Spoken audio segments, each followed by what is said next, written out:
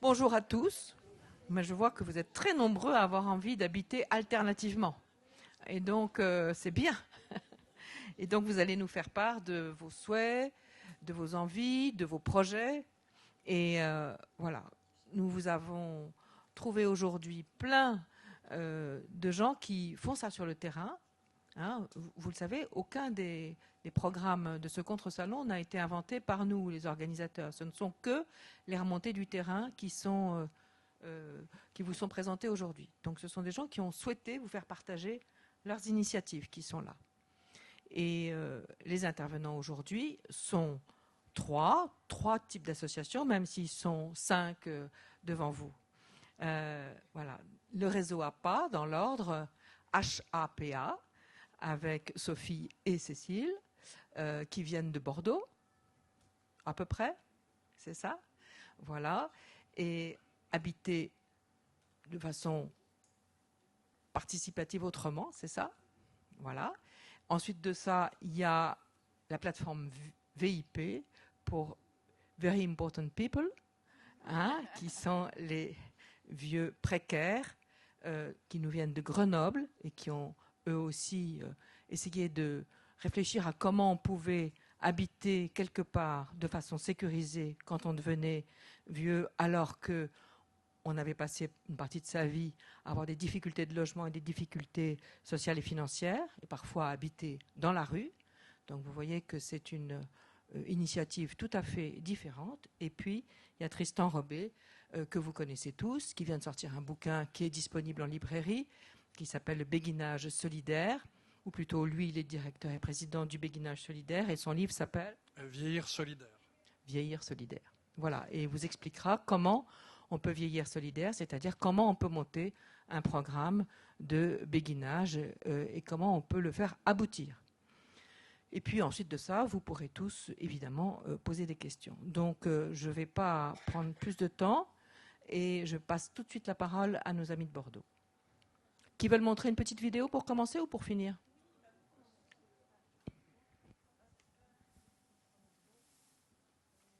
Allez-y, directement. Ça marche pas ?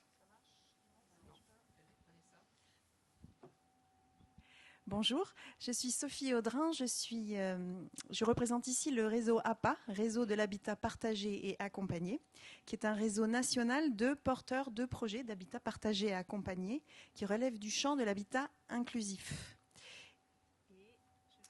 Et je suis Cécile Chastan, je travaille chez Habitat des Possibles, qui fait partie du réseau APA et qui développe des habitats partagés en Nouvelle-Aquitaine.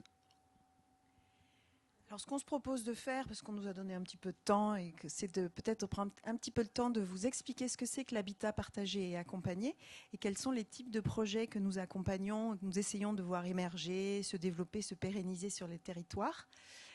Et alors, comme on nous a quand même grandement et longuement rappelé qu'il n'était pas question de nous exprimer à la place des vieux et des vieilles qui sont dans nos logements, et que malheureusement, on devait avoir la présence d'une habitante qui habite déjà dans un des habitats partagés de Bordeaux, mais qui n'a pas pu venir dernière minute pour des problèmes familiaux, Je vous propose, si la technique le permet, de peut-être passer juste une toute petite vidéo qui peut-être va planter le décor d'un habitant ou d'un futur habitant d'un habitat partagé et accompagner comment voilà, son cheminement pour arriver pour imaginer, pouvoir vivre dans un tel habitat. Alors, j'essaie de lancer la vidéo. J'espère qu'il y a le son. On verra bien.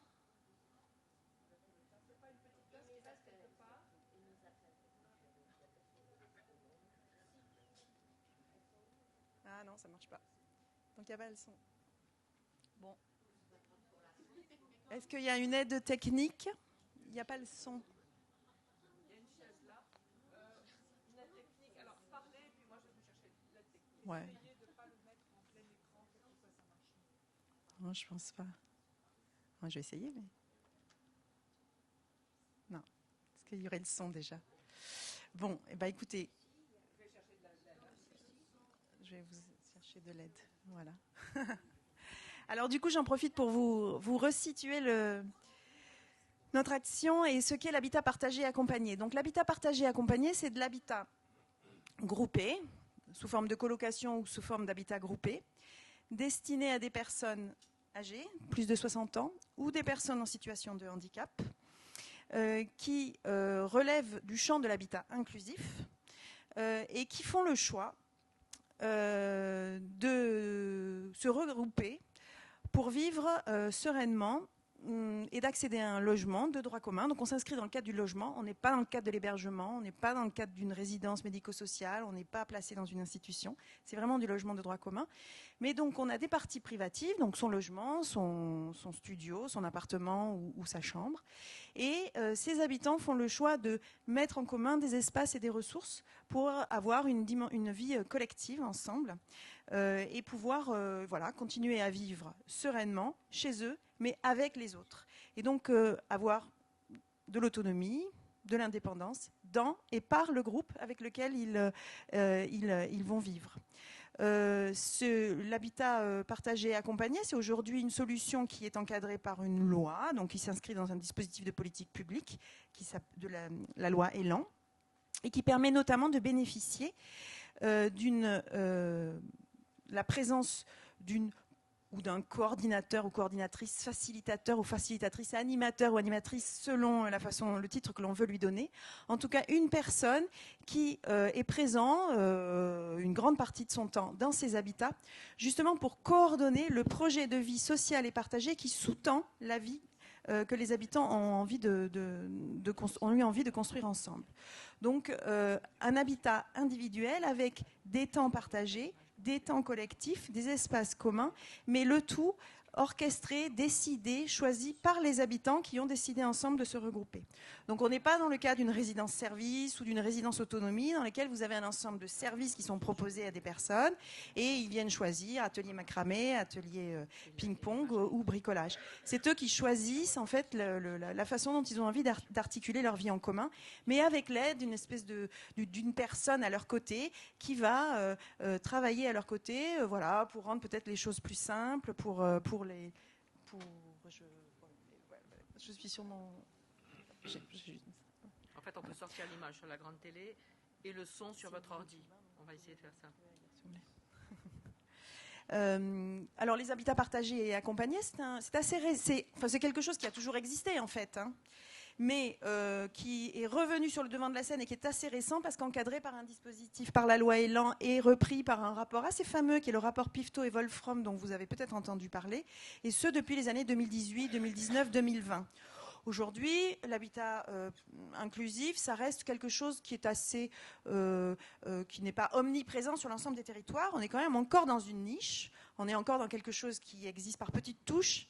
Mais justement, moi, le réseau APA que je représente ici, on a l'ambition de donner à voir, de parler et de convaincre tout un tas d'habitants de venir rejoindre cette forme d'habitat pour que ça devienne une alternative vraiment possible et réaliste sur les territoires pour que, chemin faisant, au moment où tout un chacun sent le besoin, on trouve sur son territoire une solution d'habitat de ce type. Sophie, je peux vous interrompre, comme ça on passe directement à la vidéo tant que monsieur est là ? Ouais. Merci.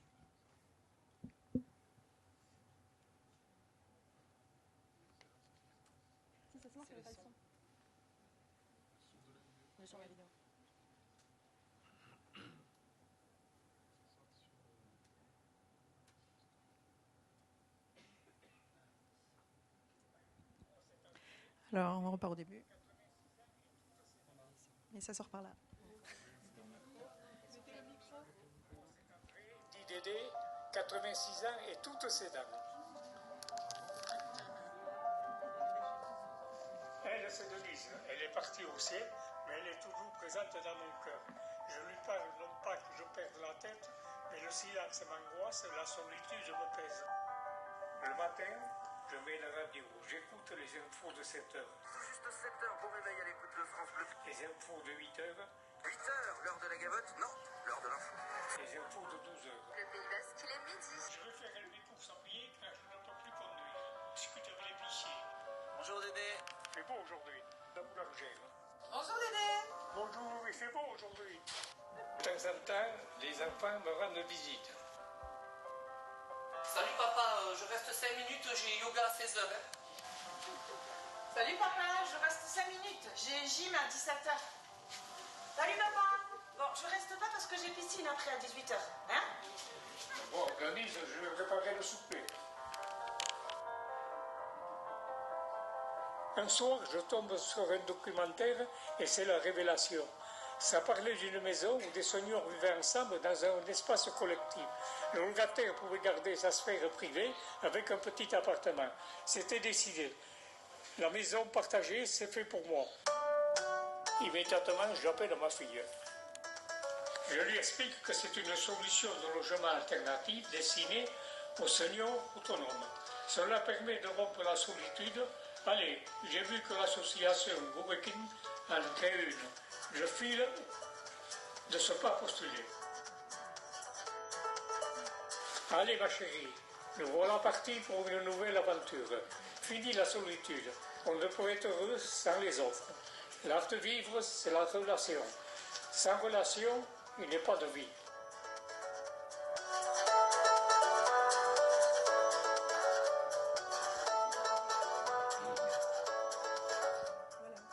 Merci.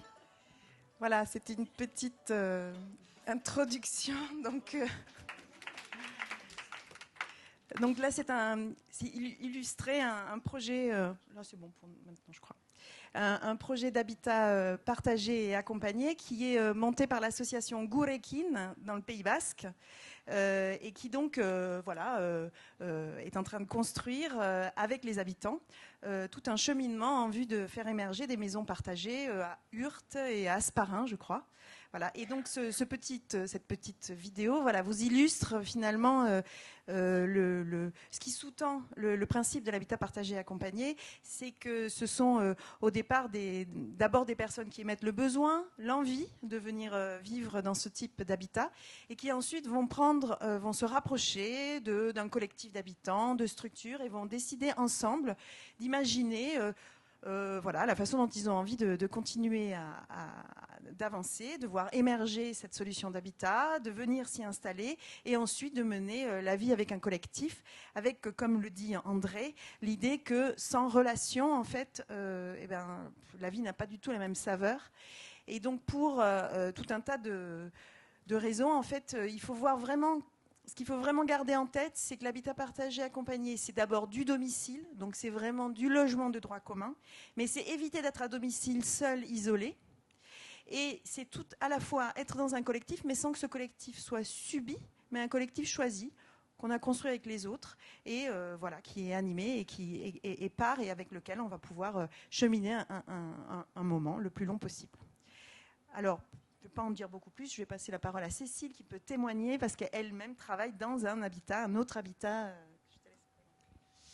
Donc Cécile, je travaille chez Habitat des Possibles et Territoire des Possibles. On crée des habitats partagés en Nouvelle-Aquitaine pour des personnes âgées qui vivent en milieu rural, pour répondre à une grosse problématique en milieu rural de l'isolement des personnes âgées. Et donc je vais venir témoigner avec André aujourd'hui, une habitante de l'Estiac-sur-Garonne, qui est donc notre premier habitat partagé habité. mais qui n'a pas pu venir aujourd'hui.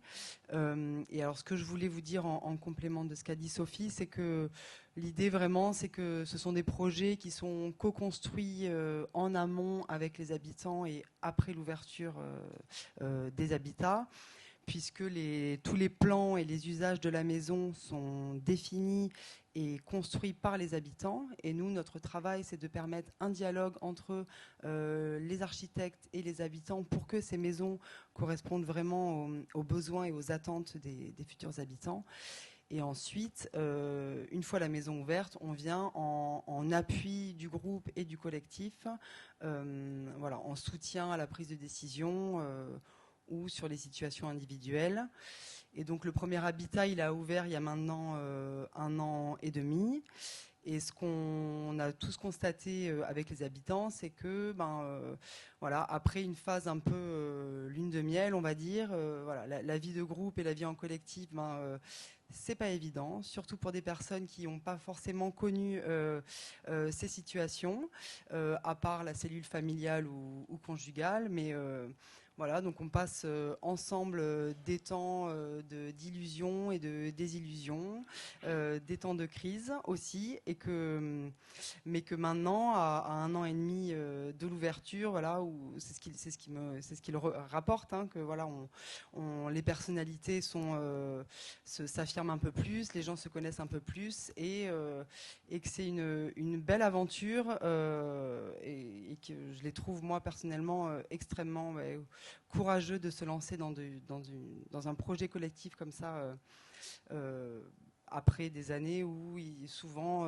les personnes qu'on accompagne, c'est souvent des femmes, hein, qui restent seules. Voilà, donc ça leur redonne vraiment une nouvelle aventure, une nouvelle vie pour cette dernière peut-être partie de leur vie. Et voilà, je sais pas. Merci beaucoup, Cécile, c'est très, très parlant tout ça.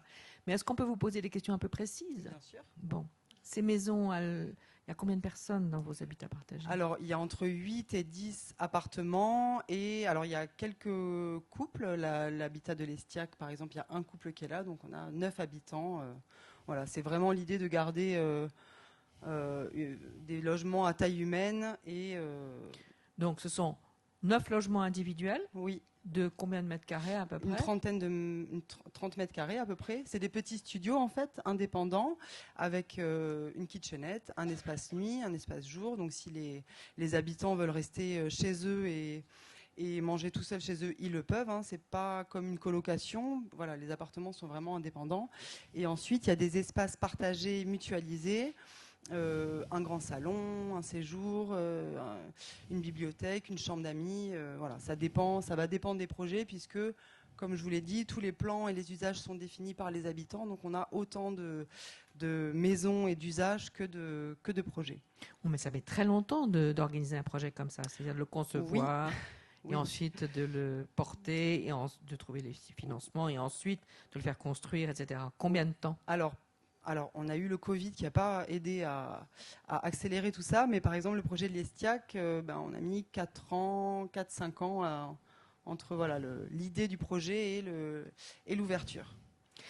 Oui. Et alors moi, je ne veux pas plomber l'ambiance, mais alors 4-5 ans, c'est pas mal, hein, parce qu'en moyenne, on est plutôt sur du 7 ans. Puisque, en fait, pour monter un projet, un projet immobilier quel qu'il soit, hein, outre le fait qu'il faut des compétences multiples, il faut des compétences foncières, immobilières, financières, savoir travailler avec des bailleurs sociaux éventuellement si on souhaite avoir un projet monté avec des bailleurs sociaux. Il faut travailler beaucoup avec les habitants en amont, donc monter le projet social, réfléchir avec les habitants, en perdre, en regagner. C'est ça. Combien vous en avez perdu en route ? Et voilà, on en perd toujours en route. Ouais.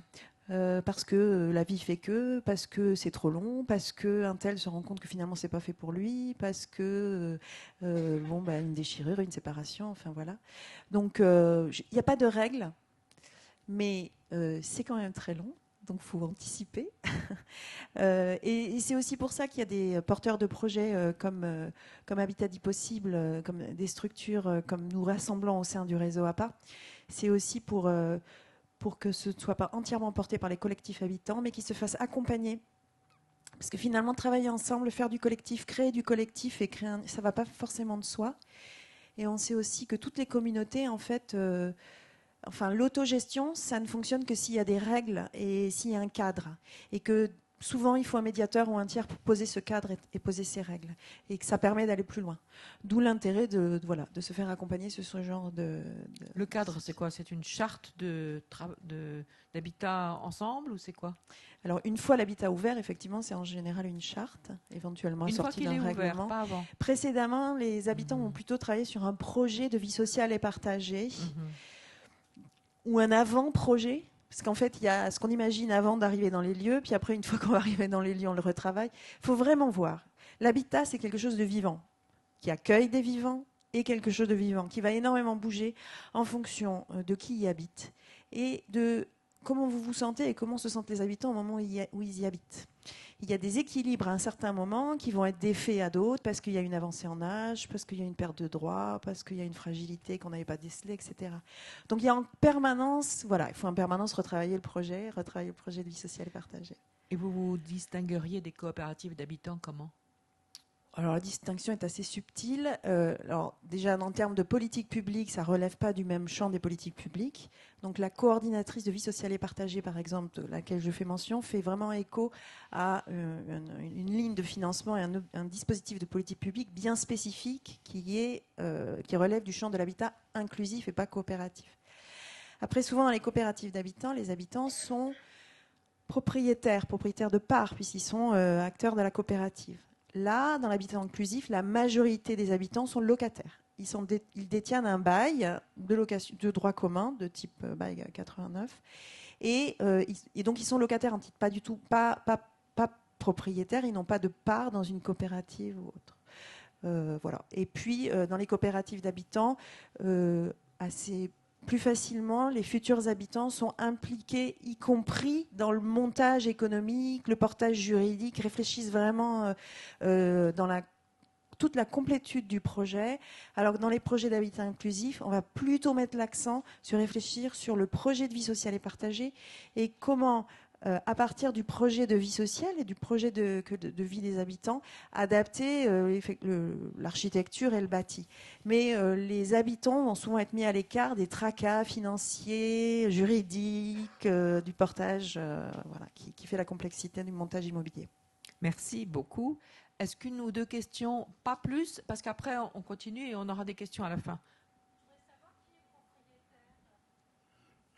Alors, il n'y a pas deux montages économiques qui se ressemblent. Donc, il y a un propriétaire bailleur, donc qui peut être un privé, qui peut être une commune, qui peut être la structure même, l'association ou la coopérative qui sous-tend le projet. Donc, par exemple, dans le cas d'Habitat des possibles, ils ont une structure coopérative qui est en capacité d'acheter un bien. Donc, il n'y a pas de montage qui se ressemble.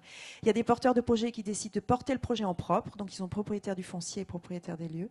Il y a des porteurs de projets qui décident de s'associer avec un bailleur, et donc là c'est le bailleur qui est propriétaire. Il y a des montages encore plus complexes, donc il n'y a pas de règles.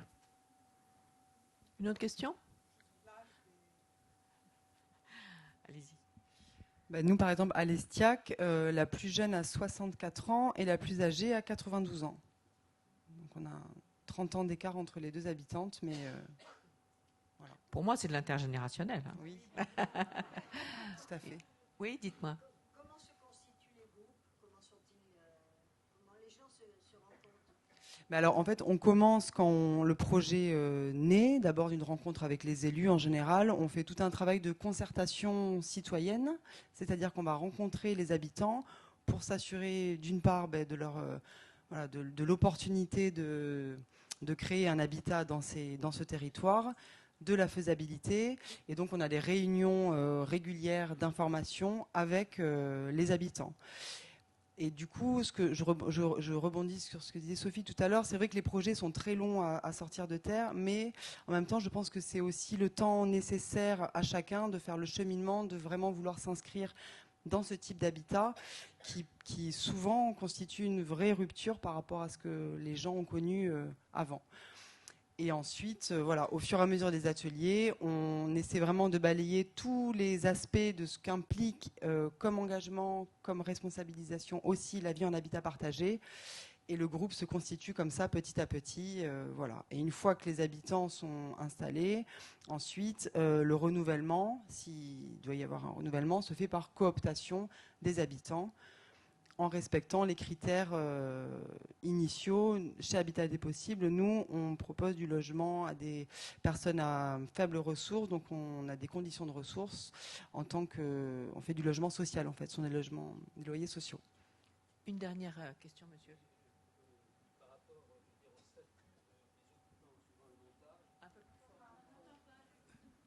Oui, le statut des occupants suivant le montage, est-ce que vous êtes, vous, locataire, structure accompagnatrice, et là, dans ces cas-là, l'occupant est sous-locataire? Oui. Et la question est suivante aussi, est-ce que le droit au maintien de lieux est toujours acquis ou pas, suivant les montages juridiques? Alors oui, le droit au maintien... Alors je ne sais pas trop ce que vous mettez derrière le terme droit au maintien. Mais en fait, ils sont titulaires d'un bail de sous-location qui leur donne les mêmes droits qu'un bail de logement classique, loi, je sais plus, 89. Non, la question, c'est, je veux dire, la présence progressive de personnes qui vont devenir dépendants. Et donc, si la structure accueille trop de personnes dépendantes, elle risque d'être reclassée. Oui, je sais pas. Alors, ce qui fait la richesse de l'habitat partagé accompagné, c'est qu'il n'y a pas deux projets qui se ressemblent. Et dans les projets d'habitat partagé accompagné, il y a des projets qui sont spécifiquement, par exemple, des colocations Alzheimer, pour des personnes atteintes d'Alzheimer et qui les accompagnent jusqu'à la fin. Puis il y a des projets qui, en revanche, sont destinés à des seniors dits autonomes, et peut-être on reviendra sur le mot autonome, et qui là se fixent une limite, en deçà de laquelle, à partir d'un certain niveau de perte d'autonomie ou de dépendance, vont plutôt travailler avec des structures autres pour que ces personnes poursuivent leur chemin ailleurs. Donc ça dépend du projet de vie sociale et du projet qui a été décidé par la structure et avec l'ensemble des habitants. Il n'y a pas de montage identique. Il y a des habitats qui ont fait le choix que 100% de leur logement soit PMR, donc accès personnes à mobilité réduite. Et il y en a peut-être pas forcément, parce que justement, ils tablent sur une relative autonomie des personnes. Voilà. Donc, il y a pas.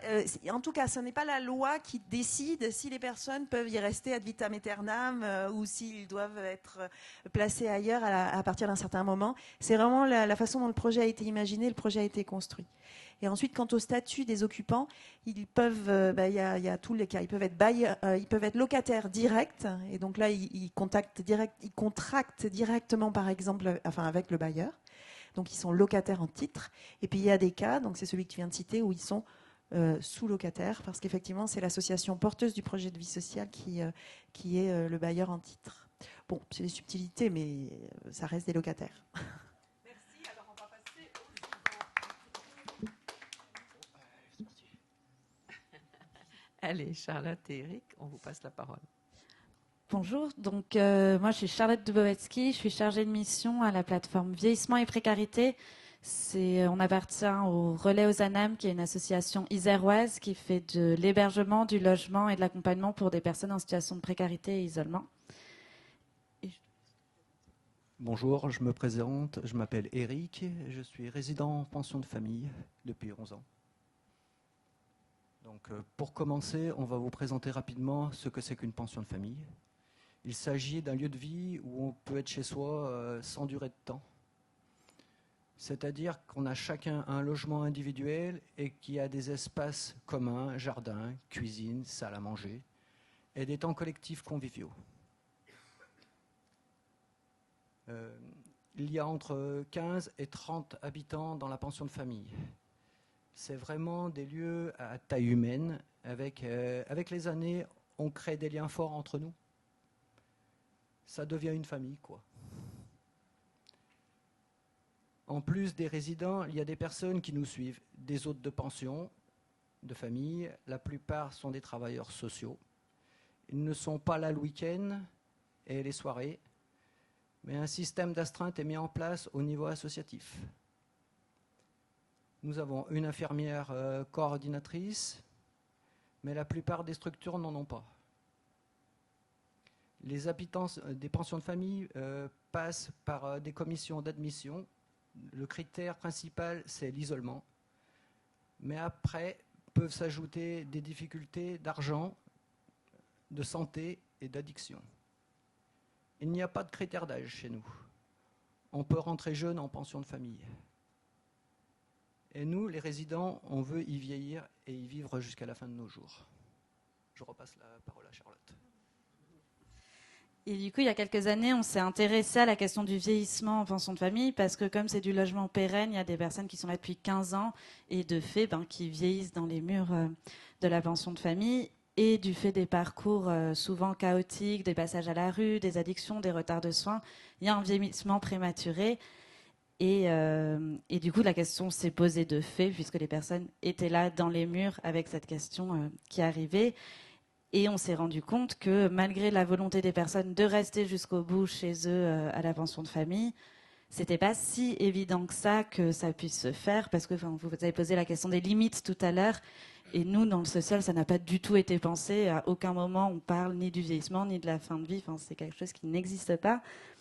Et la plupart du temps, quand on se posait la question de la perte d'autonomie, il y avait cette histoire de la place. Cette personne-là, elle a plus sa place ici parce que on n'est pas équipé, on n'est pas formé, on n'est pas outillé. Et l'opposition venait aussi des financeurs, parce que comme c'est du logement pérenne et qu'il y a peu ce type de structure, en fait, on se rend compte qu'il y a une grosse liste d'attente. Et les financeurs nous disaient, s'ils restent là, c'est que vous les chouchoutez. Et en fait, arrêtez de les chouchouter. Ils nous disaient, et en fait, c'est juste que c'est un dispositif qui fonctionne. Et du coup, les financeurs disaient, faut qu'ils aillent ailleurs parce qu'il y a une liste d'attente. Et si c'est plus du collectif, parce qu'ils vont moins dans le collectif, parce qu'ils ont plus de difficultés, ils n'ont plus leur place. Il faut qu'ils soient orientés ailleurs. Il y avait aussi une opposition de la part des pros qui disaient souvent les hôtes de pension de famille ils sont embauchés en tant qu'animateurs du collectif. Et du coup, ils disaient nous, on a été embauchés pour faire des barbecues et des belotes et pas du tout pour accompagner un tel chez le médecin, un tel à son enterrement, un tel. Enfin voilà, donc il y avait vraiment ces professionnels qui nous disaient, moi j'ai pas fait un diplôme d'éducateur spécialisé pour accompagner le vieillissement, la fin de vie et la mort, c'est pas mon travail. Et si ça évolue comme ça, peut-être que je resterai pas dans cette structure-là parce que ça me correspond pas. Et du coup, tout ça a fait qu'il y a eu des réorientations un petit peu forcées des personnes parce que les professionnels se sentaient pas forcément de les accompagner et qui se sont très vite, les personnes qui ont été orientées sont décédées la plupart du temps assez rapidement après et que ce soit les résidents ou les professionnels disent mais en fait cette réorientation-là elle a tué ce résident-là parce qu'il a été complètement arraché de son chez lui, des seuls liens sociaux qu'il avait. Voilà, du coup on s'est dit qu'il y avait un travail à faire et il y avait aussi une opposition de la part de d'autres résidents. Il peut y avoir une opposition d'une partie des autres résidents pour l'accueil des personnes vieillissantes. Certains ont le sentiment de pouvoir faire moins d'activités. On va plutôt à la montagne, par exemple, à cause des passages d'aide à domicile ou des infirmières. On a moins de spontanéité pour des sorties. De plus, les professionnels sont pris par de l'accompagnement individuel et ont moins de temps à consacrer au collectif. Ça aussi, ça peut poser des problèmes. Pour nous, il faut permettre que chacun puisse garder sa place, là où il est bien. Il faut pouvoir permettre aux personnes de rester en adaptant le collectif. Les logements, on peut aussi reprendre de l'animation et adapter des activités. C'est important de respecter les choix des personnes par respect de la personne, mais aussi pour le collectif. En effet, la mixité, dont la mixité intergénérationnelle est importante, chez nous, ça va de à peu près 35 ans jusqu'à 85. C'est riche et ça permet une entraide. On est vigilant entre voisins. Quand on ne voit pas les autres, on s'inquiète. Il y a un vrai souci de l'autre. Pour nous, c'est une famille. Pour finir, comme on le disait tout à l'heure, du coup, ça nous paraît important de former et d'outiller les professionnels et les institutions, parce qu'en fait, la question du vieillissement et de l'accompagnement à la fin de vie n'apparaît dans aucun des projets associatifs du social et des projets d'établissement, ni des fiches de poste. Du coup, ce qu'on disait tout à l'heure, c'est qu'il y a des pensions de famille, par exemple, qui sont gérées par les petits frères des pauvres, qui vont en connaissance de cause en disant bah oui, c'est des plus de 50 ans parce qu'il y a un vieillissement prématuré, et du coup qui s'y attendent, et donc ça se passe bien. Là où dans plein d'autres structures, les professionnels ne sont pas au courant qu'ils vont travailler sur ces thématiques-là. Et du coup, ça nous semble important de les former, de les outiller pour que ça se passe bien, et pour les professionnels et pour les personnes concernées. Et il faudrait que ces thématiques soient inscrites dans les projets d'établissement et les fiches de poste pour que ça ne dépende pas du professionnel qu'ils ont en face, mais bien que ce soit inscrit dans les circulaires qui concernent les pensions de famille.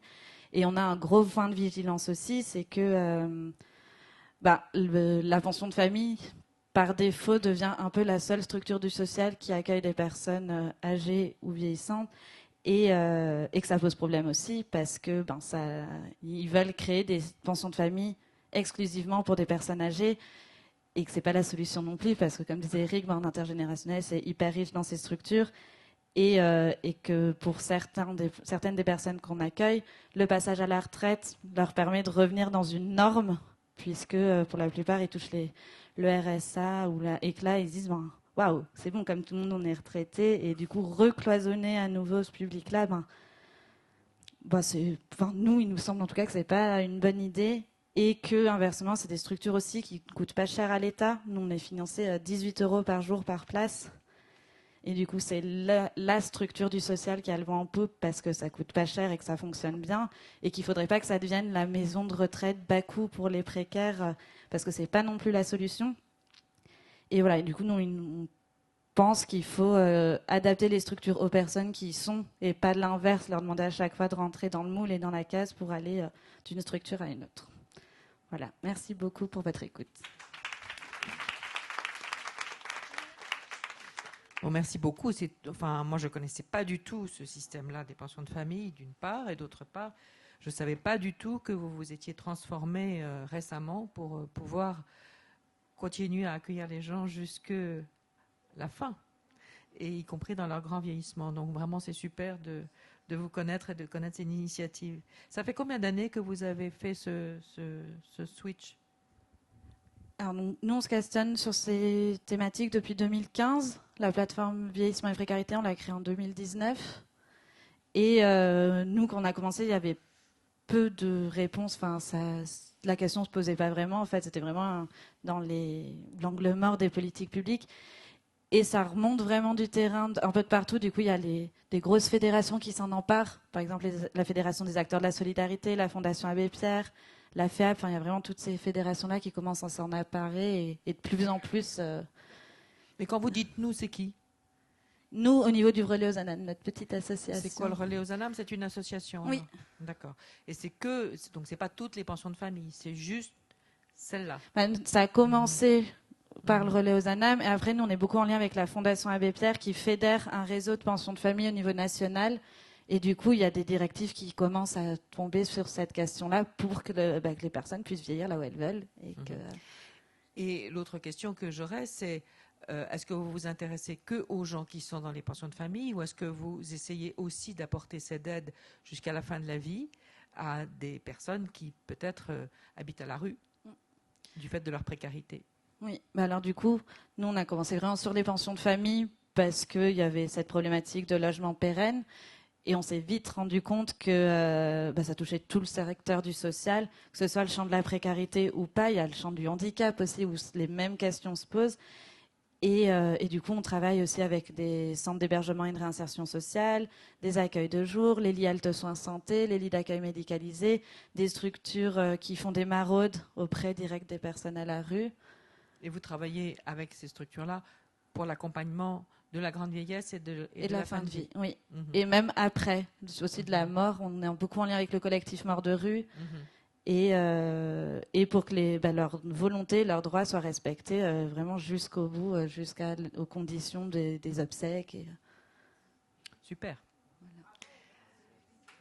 Et juste pour préciser aussi, toutes nos actions sont coportées par les personnes concernées. Enfin, c'est-à-dire que ce soit les interventions, les formations, on fait des formations, des outils, tout ça, et tout est vraiment co-pensé et porté par les personnes concernées, histoire que ça réponde à un vrai besoin, à leurs besoins à eux, et que ce soit pas un truc hyper descendant. Voilà. Des questions, des remarques? Oui. Oui, alors moi je suis de la pension de famille de Voiron. Donc voilà, donc je voudrais te poser une question, Charlotte, parce qu'on le voit dans notre pension. Donc il y a des gens justement qui ont des lits médicalisés. Aujourd'hui, pour les aider, les déambulateurs. Est-ce que, ce qui peut commencer, enfin moi ce qui commence un peu à m'inquiéter en fait, j'ai cette peur que ça devienne des EHPAD bis. Voilà, donc je voudrais juste ton avis là-dessus. Merci.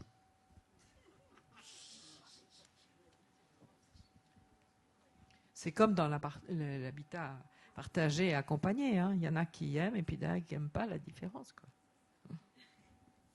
Bah, du coup, il y a des entrées et des sorties, donc et il y a une veille sur les commissions d'admission aussi, qui est cette mixité qui soit maintenue. D'autres réactions? Interrogations? On a deux exemples là, un d'habitat inclusif ou plusieurs habitats inclusifs, et là, pension de famille. Est-ce que, alors, autant je vois à peu près comment est normalisé l'habitat inclusif, est-ce que la pension de famille aussi, c'est une norme, c'est encadré réglementairement, et par quoi? Alors du coup, oui, il y a une circulaire. Enfin, c'est la circulaire de 2002 qui cadre les pensions de famille. Ça s'est créé en 1995, les premières expérimentations. Et du coup, nous, on est dans le secteur AHI. On dépend de la DIAL. Enfin, on est dans le secteur du social. Du coup, le secteur AHI, c'est accompagnement, hébergement et insertion. Et nous, on est financé par les DGCS. Et du coup, c'est vraiment c'est la politique du logement. Nous, c'est raccroché à la politique du logement et du logement d'abord. Voilà. Donc oui, tout est normalisé et oui. tout est dans des cases en France.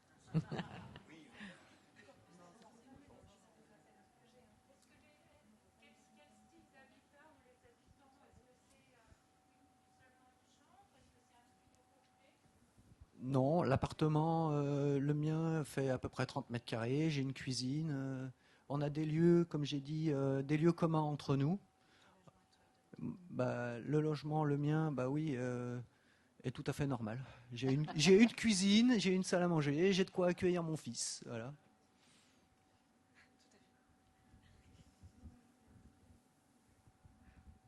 Bien, eh bien écoutez, nous allons passer au béguinage solidaire avec Monsieur Robet. On les Ah oui, pardon.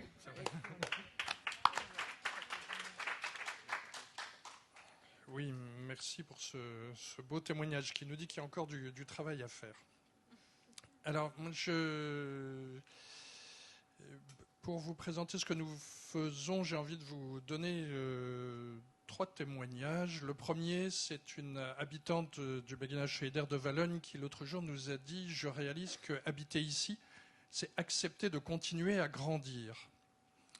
Voilà, c'est une phrase sur laquelle on va pouvoir revenir, mais ça m'a beaucoup marqué. Et puis une autre, alors ça c'était France, mais il y a Odette aussi qui est fille unique, veuve sans enfant, et qui à peu près depuis 10 ans ne parlait plus à personne. Et elle nous dit, ce projet m'a révélé à moi-même. Alors qu'est-ce que ça, on lui a demandé d'expliquer ce que ça voulait dire, ce projet m'a révélé à moi-même. Et elle nous a dit, je pensais que je n'intéressais personne et que je n'avais rien à partager, rien à offrir. Et là, les gens s'intéressent à moi et comme j'aime beaucoup écrire, j'ai proposé de faire le journal de bord du lieu. Et les gens m'écoutent, etc. Et je donne du sens à ma vie. Le troisième témoignage, qui est hors du béguinage solidaire, c'est une dame qui m'appelle il y a quelques mois maintenant et qui me dit « Est-ce que vous pouvez venir me voir ?» Comme j'habitais pas très loin, j'y vais. Elle habite un très bel immeuble au dernier étage, 7e étage d'un immeuble qui lui appartient. Et elle m'explique qu'elle touche 24 loyers de l'immeuble. Et elle me dit, j'ai donc pas de problème d'argent.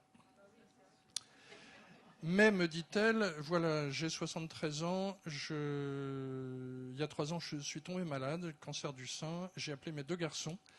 Et mes 2 garçons m'ont dit, écoute maman, quand on était ado et qu'on avait besoin de toi, tu n'étais pas là parce que tu avais ton business. Eh bien écoute, maintenant tu es vieille, tu es malade, tu as besoin de nous, mais nous on a notre business et donc tu vas réussir à te débrouiller toute seule.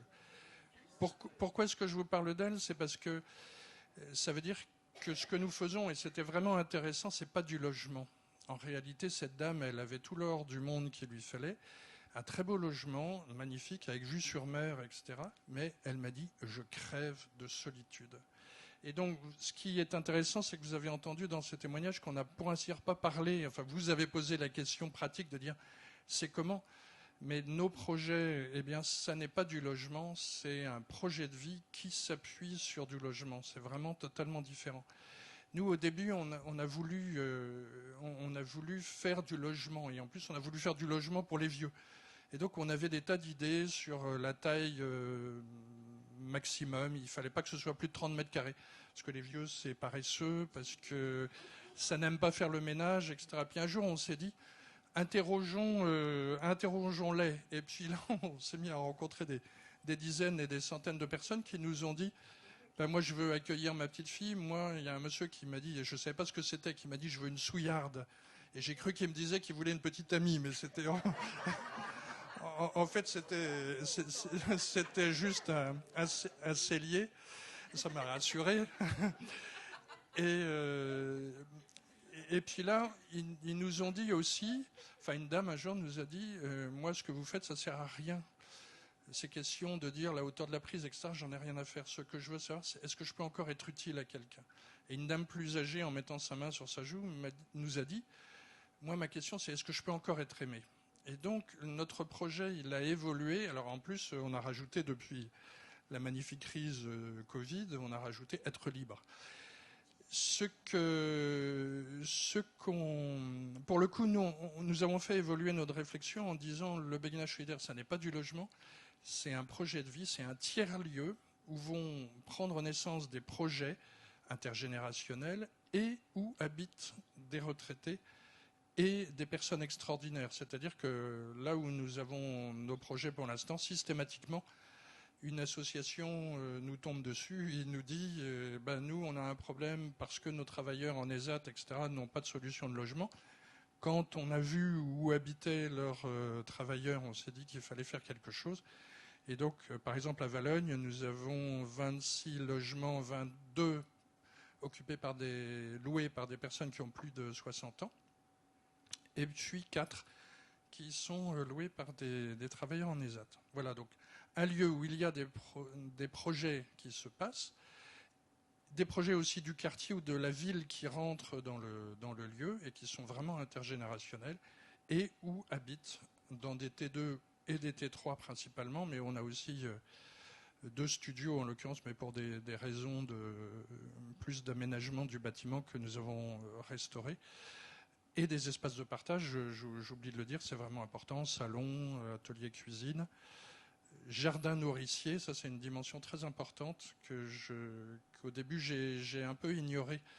Mais en réalité, de la même façon que pour être bien dans sa vie, il ne suffit pas d'avoir un beau logement, il faut être bien dans son corps, il faut être bien dans son assiette.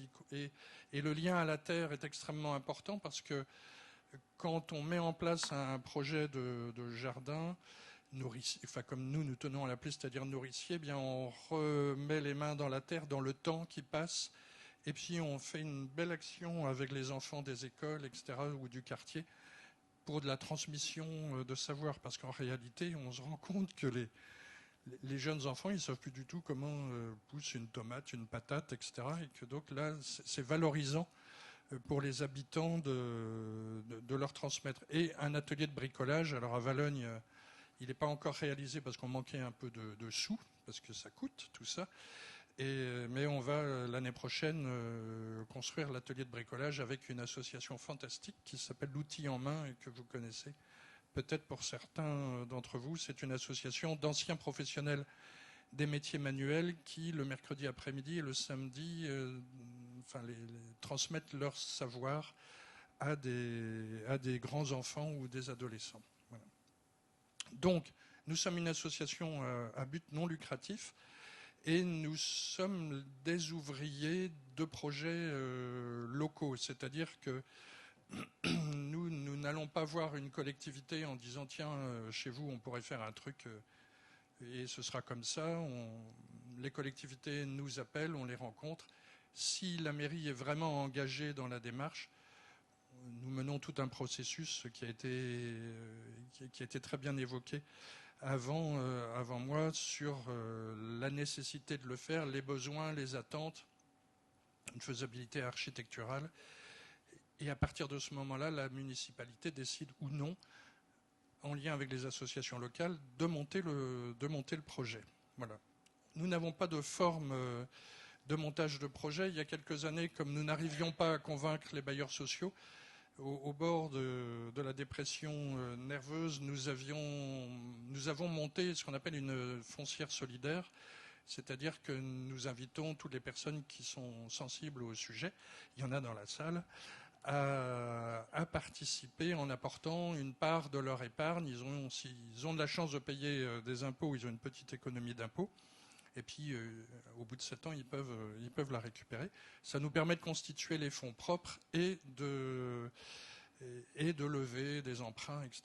Et puis, depuis 2 ou 3 ans, les bailleurs sociaux qui ne voulaient pas travailler avec nous disent « Mais tiens, finalement, alors là, il y a presque une remarque du docteur Fournier, parce que je ne réponds pas beaucoup à ces appels. Et donc les bailleurs sociaux en effet sont très intéressés en disant mais en réalité nous on construit, on gère du logement et vous gérez un projet de vie et donc rencontrons-nous pour travailler ensemble, ce qui est plus simple pour nous parce que pour le coup on n'a pas à chercher la totalité du financement du projet. Voilà, alors comme j'ai entendu un petit peu vos questions, nous avons les habitants à Valognes ont entre 60 et 92 ans pour les habitants ordinaires et pour les habitants extraordinaires, ils ont entre 48 et 55 ans, mais nous espérons qu'ils resteront après leur départ à la retraite. C'est toujours de l'allocation parce que nous ne voulons pas qu'il y ait de spéculation, parce que les vieux ne sont pas des moutons à tondre. Et puis parce que l'allocation aussi permet de se soulager de certains problèmes de propriétaires. Enfin, on n'a plus qu'à gérer son logement et pas la toiture et pas la chaudière qui tombe en panne, etc. Voilà. Qu'est-ce que je peux vous dire d'autre ?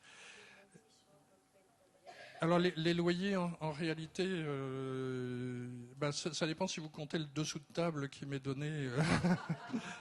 Alors plus sérieusement, en fait, là je peux vous raconter des tas de choses. Parce que notre association est née il y a 12 ans et quand nous avons monté notre premier projet à Valognes, nous avons sollicité un agrément du logement social. Et la directrice du service de la direction départementale des territoires et de la mer nous a dit « Écoutez, j'ai jamais fait ça. Ça fait 25 ans que je fais ce métier, je ne comprends pas ce que vous venez me demander.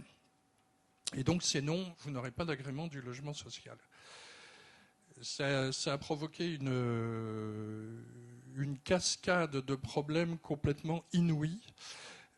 Alors j'ai supplié, j'ai menacé, j'ai pleuré, j'ai tapé du poing, enfin j'ai tout fait, rien à faire. Elle m'a dit, au bout de 25 ans, je ne changerai pas ce que je fais. Et donc pas d'agrément. Cela veut dire que nous sommes en loyer libre, mais que nous voulions accueillir des gens qui n'ont pas beaucoup de moyens. Et donc aujourd'hui, nous avons des habitants, alors une grosse mixité sociale, mais nous avons des habitants qui ont moins de 900 € par mois pour vivre. Et donc, eux paient très peu cher. On a des loyers de 300, 350 € par mois pour 50 mètres carrés. Et puis d'autres qui paient plus cher parce qu'ils acceptent de jouer le jeu. Voilà. Et alors, ce qui est drôle, c'est que cette personne qui nous avait refusé cet agrément, elle m'écrit à peu près tous les mois pour me dire ce que vous faites, c'est vraiment bien, il faut en faire d'autres. Mais elle a changé de poste. Voilà. Là où vous voyez, tout à l'heure, quelqu'un a abordé la question de la durée du montage.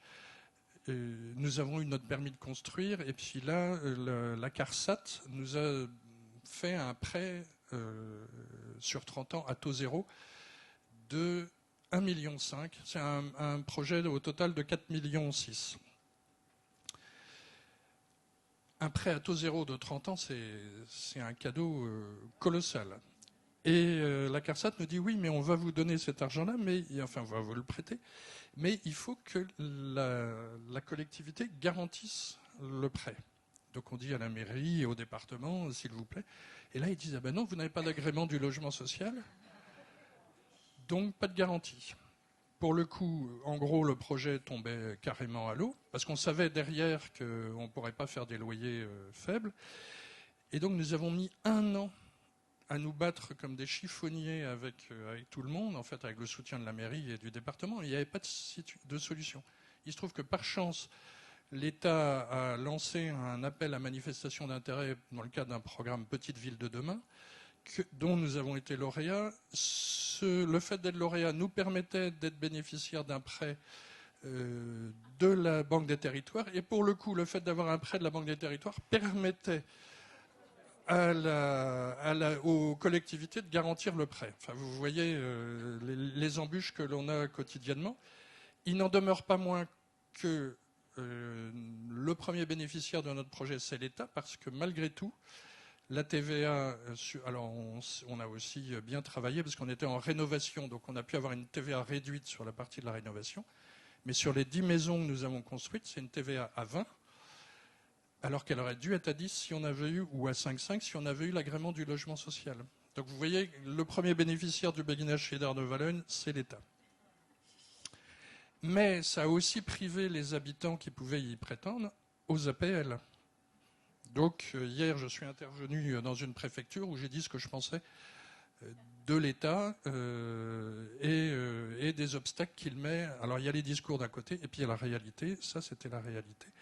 Et donc il a fallu, nous, trouver les moyens de compenser par des dons, etc., de compenser le manque à gagner entre l'APL et l'AL que touchent les locataires et qui est un tout petit peu moins favorable. Voilà. Donc c'est un parcours du combattant, mais le réseau APA dont nous sommes adhérents est là aussi pour aider les porteurs de projets, parce que c'est vrai que c'est très compliqué.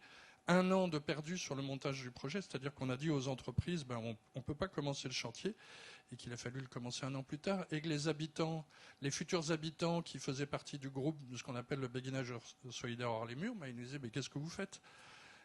Parce qu'une dame qui a 91 ans, elle n'a pas envie d'attendre 50 plus. Quoi. Donc voilà. Mais cela vaut la peine d'avancer, parce que quand quelqu'un vous dit vivre ici, c'est accepter de continuer à grandir, et qu'elle a 70 ou 75 ans, c'est absolument magnifique. Et c'est vrai que quand nous parlons de notre projet, nous parlons de solidarité, béguinage solidaire, même si c'est un pléonasme.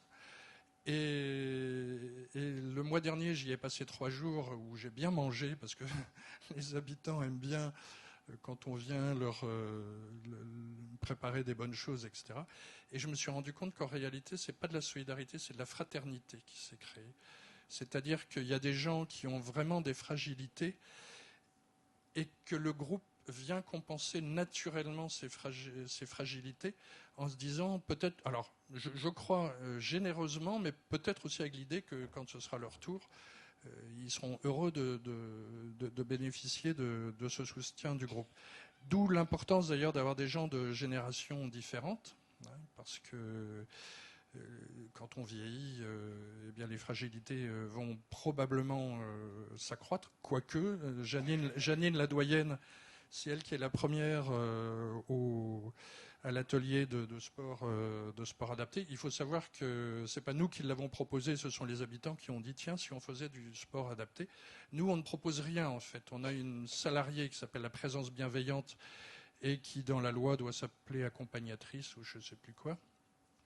Et elle est là pour faciliter la vie des habitants, pour faire de la médiation, parce que parfois il y a des petites embrouilles. Je pourrais vous raconter des histoires drôles sur le sujet, et puis accueillir, tenir assurer le lien avec les familles aussi, assurer le lien avec les associations, avec les services d'aide, de soins, etc. Et je souris, pardon, parce que je pense à une dispute entre deux habitantes, mais qui s'est bien arrangée. Voilà. Écoutez, je crois que je vous ai à peu près tout dit. Alors si, fin de vie, c'est très important. Et en plus, si vous dites à Marie de Henzel, ce que j'ai dit ou pas dit, elle me dira que la fin de vie est importante. L'idée, c'est que les habitants vont jusqu'au terme de leur vie. Et dans ce cadre-là, donc, nous avons un accord avec le service de soins palliatifs qui, par chance, est basé à Valognes pour le Cotentin.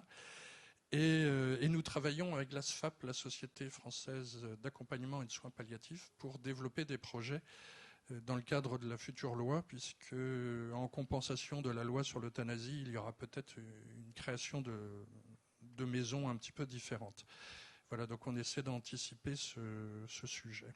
Voilà, je crois que je vous ai tout dit.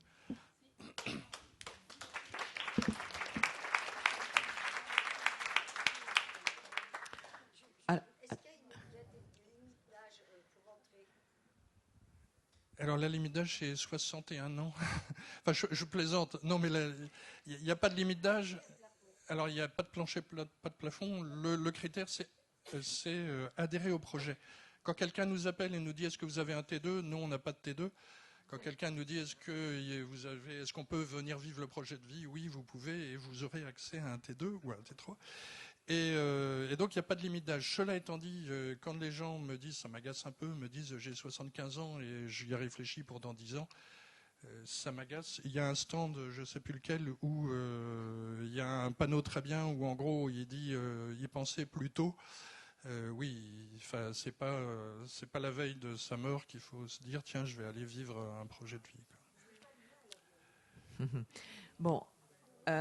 Avant de vous passer la parole et que vous posiez plein de questions à Tristan Robert, je voulais juste effectivement revenir là-dessus. D'une part, tous ces projets, vous pouvez les retrouver dans les stands, parce que tous, ils ont un stand en bas dans le grand hall, qui sera là jusqu'à demain soir. Et aussi vous redire effectivement que le livre que Tristan Robert vient d'écrire, il l'a écrit avec Marie de Henzel, qu'il est disponible à la librairie, et que Marie de Henzel sera là dans 1 heure ou 2 pour causer avec nous. Voilà, maintenant que j'ai fait mon boulot, je vous passe la parole.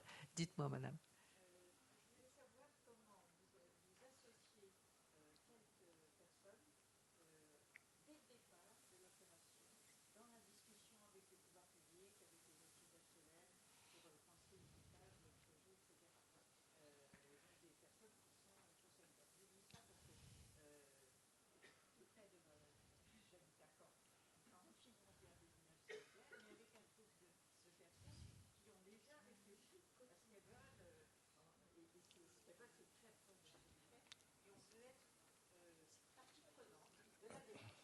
Alors vous avez raison, vous êtes probablement l'avenir de notre mouvement et peut-être l'avenir de tous les mouvements. C'est-à-dire que Valognes, c'est la collectivité qui nous a sollicité et nous avons trouvé des habitants. Et aujourd'hui, nous avons des associations qui nous appellent en disant on galère depuis 3, 4, 5, 7 ans, 10 ans et aidez-nous. Et en réalité, ça nous plaît beaucoup parce que ces associations, elles savent très bien ce qu'elles veulent. Et donc, entre guillemets, je crois que demain, on ira là où des gens un peu constitués nous diront tiens, on a un projet, apportez-nous vos connaissances, etc. Oui, et moi je peux compléter. Il y a tout un tas de projets qui démarrent de personnes qui, comme vous, dans une commune, dans un quartier, sur un territoire, ont envie de réfléchir à où ils veulent vivre demain et s'organisent.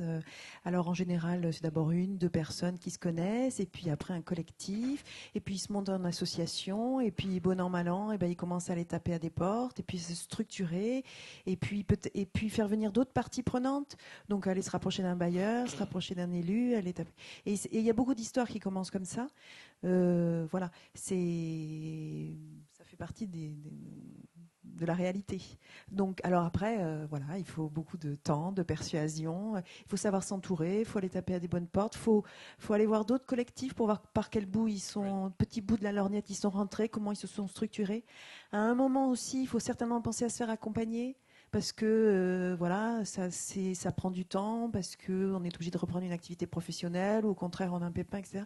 Mais voilà.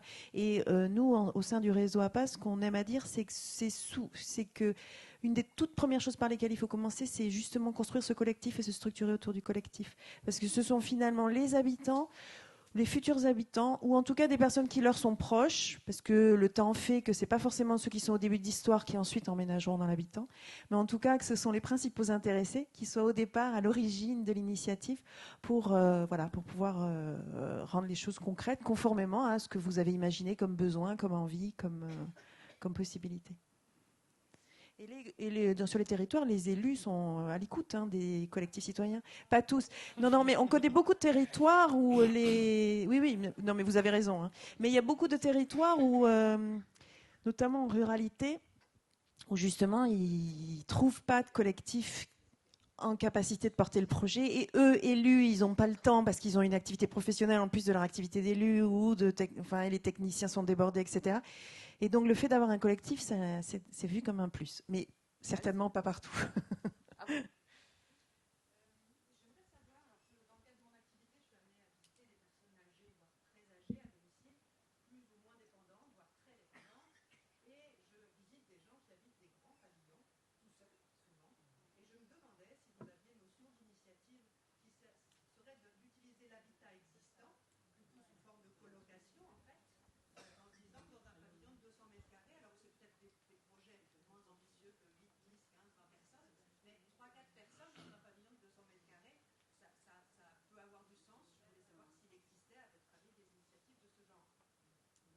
Oui, il en existe, mais de ce que nous savons, nous, par expérience, c'est que ces personnes âgées qui habitent ces grands pavillons, ils n'ont pas tellement de demandeurs. Et donc, on a eu beaucoup de mal à faire avancer cette initiative. Il y a des associations qui le proposent, mais à ma connaissance, ils n'ont pas beaucoup de succès. Oui, il y a des initiatives de cohabitation intergénérationnelle qui, justement, conscients du fait qu'un certain nombre de personnes d'un certain âge sont entourées de mètres carrés vacants, proposent des solutions de cohabitation avec des étudiants, des jeunes, des moins jeunes, voire avec des familles, voire, alors selon les cas, toutes les fragilités, les migrants, vous avez toute la panoplie de possibilités, quoi. Ça, c'est... Après, je vous rejoins, cohabiter, c'est pas toujours simple, donc ça marche pas à tous les coups. C'est pas toujours une... Mais oui, ça existe.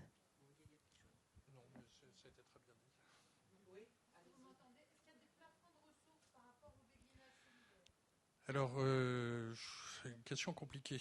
Nous, on travaille sur la mixité sociale. Le fait de travailler avec des bailleurs sociaux, en principe, limite cette possibilité.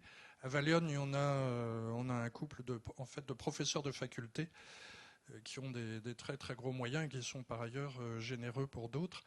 Et donc, non, quand nous intervenons au nom de la foncière et que nous n'avons pas d'agrément, en réalité, finalement, le fait de ne pas avoir eu cet agrément nous a aidés, mais en réalité, on demandait l'agrément sur 22 logements pour en avoir 4 libres, mais bon, finalement, tout est libre. Mais oui, il y a une difficulté quand on travaille avec les bailleurs sociaux, c'est que ça exclut théoriquement les gens riches. À Grandvilliers, dans l'Oise... Les gens très riches, parce que dans le logement social, 80% des personnes y ont droit. Donc, voilà, le fait d'être conventionné avec un bailleur, de passer avec un bailleur social, donne quand même un accès assez large à une population française assez importante. C'est complètement vrai, mais il n'en demeure pas moins que la dame de 73 ans, là, elle était un peu bloquée. Et comment régler son problème de solitude subie dans ce modèle-là. Donc aujourd'hui, il y a des bailleurs sociaux qui nous disent OK, on va vous construire 15 logements, puis on va en construire 3 qu'on vous revendra. Enfin, on peut tout imaginer. Par contre, il y a une chose, il faut tenir en tête, le loyer est une chose, Mais c'est le service à côté, les services d'accompagnement, d'aide à domicile, les soins, etc., qui là peuvent poser une question et être plus difficilement accessibles à des petites ressources. Enfin bon, on le sait, hein, vaut mieux vieillir riche que pauvre, hein, tout comme vaut mieux et en bonne santé, voilà. Hein, mais ça, voilà. Alors, on va reprendre quelques questions, mais je voudrais vous poser une question, Tristan. Est-ce qu'il y a une communauté idéologique ou culturelle entre les gens qui participent à un même projet? Je continue ma question. J'étais quand même un tout petit peu choquée que vous disiez que la compensation de la loi sur l'euthanasie, ça soit l'ouverture de maisons de répit et soins palliatifs. Je pense que ce n'est pas une question de compensation. On a le droit d'avoir envie de finir sa vie d'une façon ou d'une autre et d'être aidé d'une façon ou d'une autre. Et donc, est-ce qu'il faut souscrire à l'idéologie des soins palliatifs, par exemple, pour aller dans un béguinage solidaire? Bonne question. Non. Et en plus, étant fils de déportés en camp de concentration, j'ai beaucoup de mal avec les idéologies, quelles qu'elles soient. Mais justement, n'allons pas dans les idéologies, quelles qu'elles soient. Respectons la liberté des gens et en l'occurrence... j'ai dit peut-être un peu rapidement parce que c'est pas le sujet de la réunion, mais le gouvernement va probablement ouvrir quelque chose sur l'accompagnement de fin de vie, et qui est une piste extrêmement intéressante en dehors de toute prise de position sur la fin de vie. Est-ce que ça répond à peu près? À peu près. D'autres, oui, dites-moi. Madame au fond, monsieur après.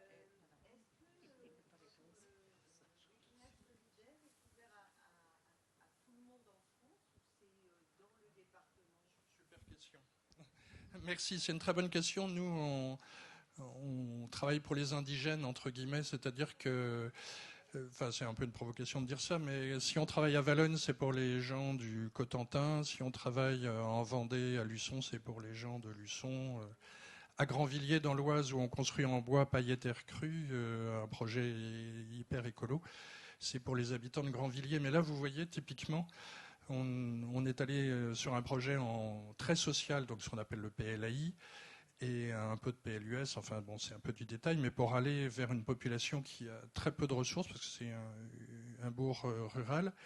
Et puis, depuis que le chantier est officiel, etc., on a des gens qui arrivent à la mairie qui disent « Et moi, je fais comment? Parce que je ne relève pas des plafonds sociaux et j'aimerais bien venir participer à ce projet de vie. » Donc, c'est un vrai sujet. La mixité est un vrai sujet, oui. Mais on voit aussi à Valognes que cette mixité est extrêmement enrichissante. Oui, parce que sur cette question des territoires, alors, souvent la dimension territoriale, la dimension de quartier, de bourg, de ville, elle est très importante dans les projets d'habitat partagé accompagné, parce que souvent à l'origine, c'est l'idée de pouvoir continuer à vivre, à travailler ou à vieillir dans le territoire dans lequel on a vécu, grandi, etc. Pas être obligé de partir. Mais ça peut être aussi se rapprocher de sa famille, se rapprocher d'un tiers. Donc la question de son territoire et quel territoire de cœur, c'est quelque chose à prendre avec délicatesse parce que chacun a son territoire. Après, il peut y avoir dans la construction de certains projets, effectivement, si si la commune est très partie prenante du projet ou le bailleur avec ses commissions d'attribution de logement qui donnent certaines règles en termes de sélection des habitants, etc. Il peut y avoir quelques contraintes territoriales qui disent qu'on va donner la préférence, même si c'est jamais dit comme ça parce que ça serait contraire à la loi, mais à des habitants de proximité. Mais à ma connaissance, ça n'est nulle part écrit dans aucun projet. Il n'y a jamais un projet qui dira il faut que ce soit un Nantais pure souche ou voilà. Oui, vous avez évoqué la loi Elan et les montages de type habitat inclusif. Je ne sais pas si vous connaissez le montage résidence inclusive. Il y a des textes qui sont sortis après la loi Elan concernant ce type de montage qui relève historiquement des logements foyers pour personnes âgées ou personnes handicapées. La différence, c'est qu'ils ne sont plus considérés comme établissements médico-sociaux. Et donc, il y a possibilité peut-être pour vous, en tant que maîtrise d'ouvrage, d'avoir accès à ce type de montage.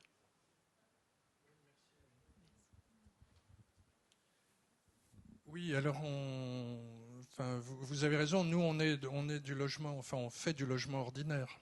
Donc, en effet, vous avez complètement raison. En aucun cas, ça a été très bien dit, nous entrons dans le cadre des établissements médico-sociaux. C'est vraiment du logement ordinaire.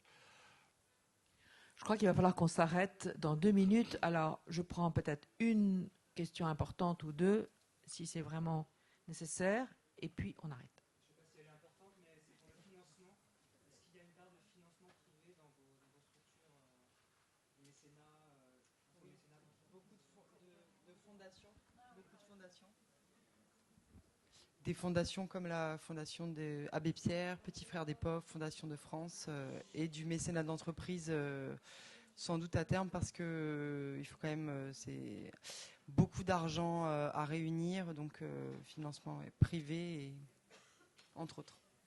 En gros, pour vous donner un chiffre, Valogne, pour nous, c'est 4,6 millions, 2,3 millions d'emprunts, 1,1 million et quelques de subventions, et le reste, c'est de l'épargne solidaire. Donc oui, en gros, 25% de fonds propres. Donc évidemment, moi j'ai la réponse de Normand. Il n'y a pas deux projets qui se ressemblent avec des montages. Mais enfin, d'une manière générale, oui, l'argent privé aide, voilà. Mais de façon insuffisante. Et par exemple, on a des réflexions qu'on pourrait mener ensemble, mais quand on a des personnes qui nécessitent des services à domicile très importants, genre du 24-24, bon, pour des personnes qui ont des petites ressources aujourd'hui, c'est très compliqué. Il n'y a pas de ligne de crédit public ou d'aide qui permet de pallier, de compenser, de diminuer le reste à charge pour les habitants. Et par exemple, des discussions ou des démarches avec des privés, avec des fonds privés pour des fonds de solidarité pour pouvoir diminuer le reste à charge, augmenter le reste à charge et donc contribuer plus au financement de ces aides, ça pourrait être tout à fait le bienvenu. Mais aujourd'hui, chaque projet y va, cherche ses propres financeurs, doit aller On sent qu'il y a une nécessaire mise en commun quand même de toutes ces façons de faire, de tous ces obstacles, etc. Parce que les gens sont tous demandeurs des mêmes informations. Hein. Je suis désolée, mais il faut qu'on s'arrête parce qu'il faut que les autres puissent rentrer. Merci.